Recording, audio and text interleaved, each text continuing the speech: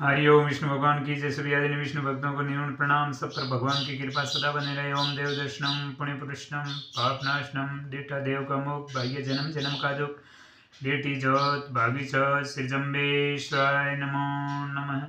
आज भगवान की वेदमयी वाणी का शब्द नंबर 70।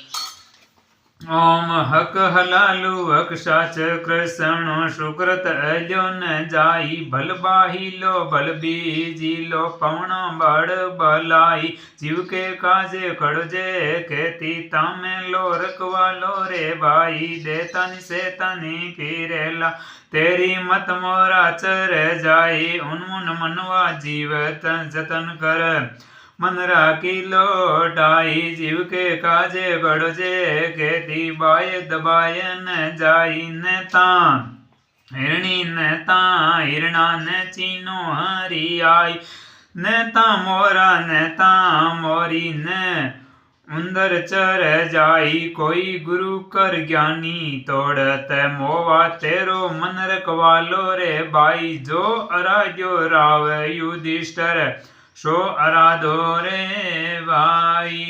हरिओम स्वाहा। बोली विष्णु भगवान की जय।